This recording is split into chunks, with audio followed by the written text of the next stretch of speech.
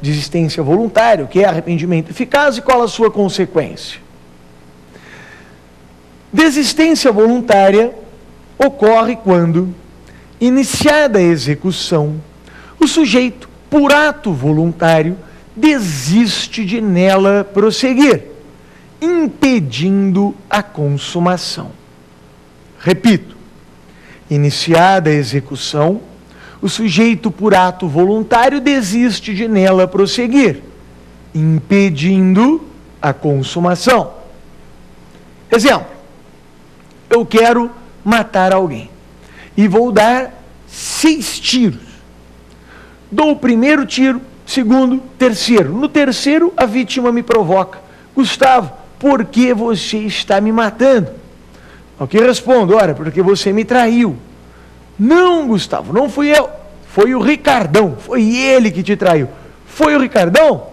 Então, peço desculpas, não te mato mais. Guardo o revólver no bolso e vou embora. E a vítima sobrevive. Pergunto, nesse caso, eu iniciei a execução de um crime? Iniciei.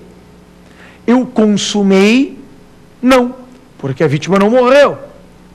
Eu não consumei por circunstância alheia à minha vontade ou pela minha própria vontade? Foi pela minha própria vontade. Então isso também não é tentativa, pois para que haja tentativa é necessário que a não consumação se dê por circunstâncias alheias à vontade do sujeito. Se foi pela minha própria vontade, também não é tentativa. Ora, mas se isso não é um homicídio consumado, e se isso não é um homicídio tentado, isso é um homicídio o quê? Não é um homicídio. A consequência da desistência voluntária é: fica afastada a tentativa e o sujeito só responde pelos atos já praticados. Como assim atos já praticados? Ora, se dos meus disparos resultou lesão grave, eu responderei pela lesão grave.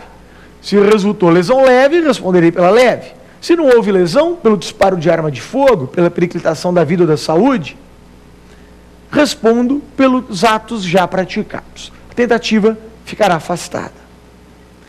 E o arrependimento eficaz? Que é arrependimento eficaz? No arrependimento eficaz, conceito: o sujeito, após terminar o seu plano executório,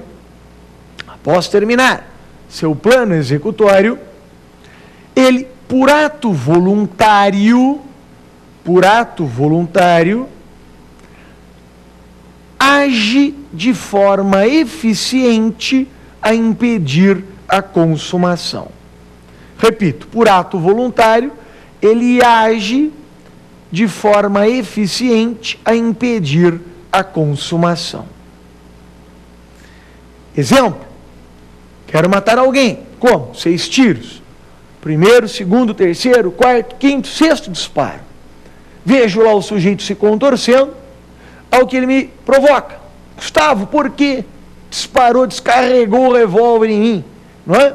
Por que você praticamente me matou? Ora, porque você me traiu. Não fui eu, foi o Ricardão. Nossa, terrível. Não queria então. Então, peraí. Pego o sujeito no colo, levo ele até o hospital, e dou sangue, e fico lá ao lado, e consigo, não é, impedir que ele morra.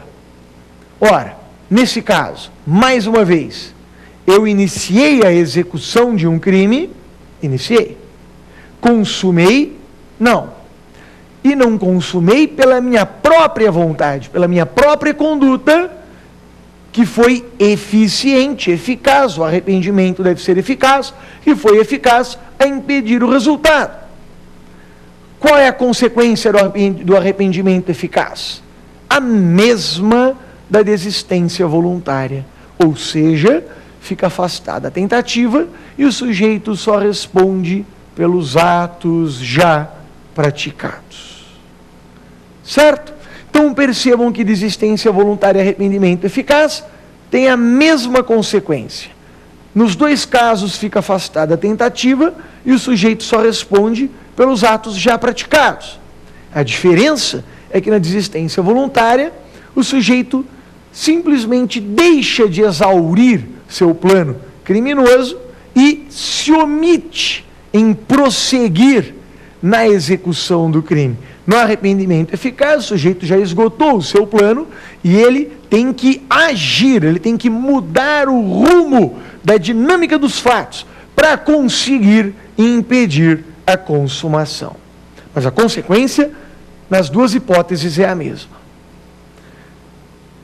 Certo? Bom, se chegamos até aqui, conseguimos aí desvencilhar as questões mais tormentosas do tema consumação e tentativa. Com isso, encerramos o nosso primeiro bloco. Vamos agora ao nosso segundo bloco, Pergunte ao Professor, em que as perguntas nos ajudarão a esclarecer ou aprofundar muito do que foi dito até aqui. Vamos lá? Espero, senhores.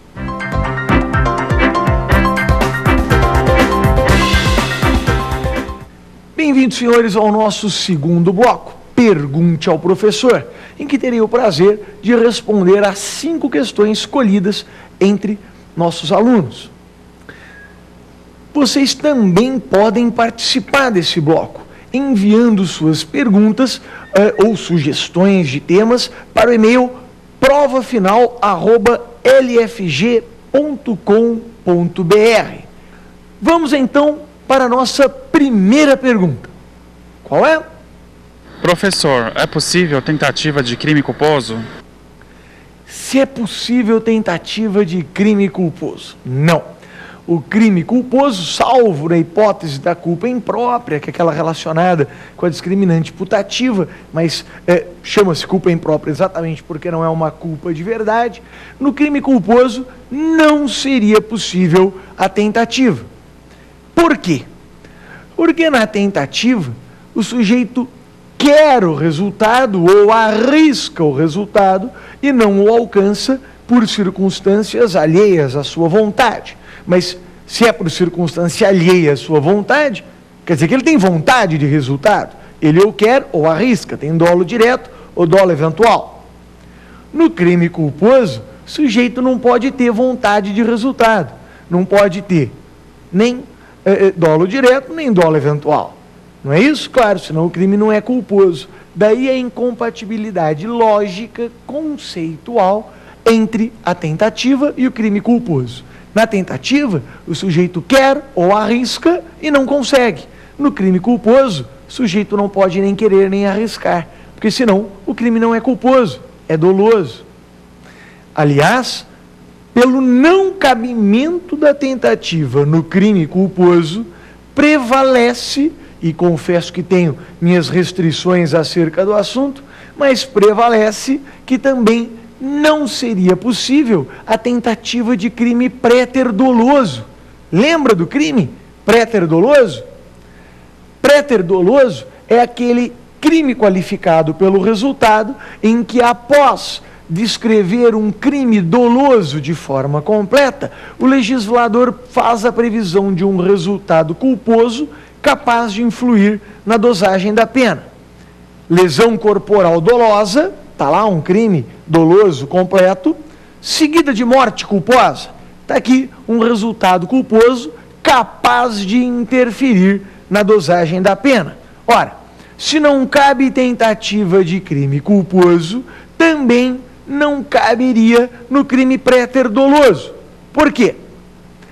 Porque o resultado culposo que agrava, que qualifica o crime, ele não pode ser tentado, pelo mesmo motivo. Porque se ele é um resultado culposo, o sujeito não tem vontade desse resultado. Se tivesse vontade, o resultado não seria culposo, seria doloso. Então, a resposta é não. Não cabe tentativa no crime culposo e também, a princípio, não cabe no crime préter-doloso. É essa a regra, é assim que costumam vir os gabaritos das provas quando a questão é levantada. Vamos à nossa segunda questão. Professor, o que é uma tentativa branca? O que é uma tentativa branca? É uma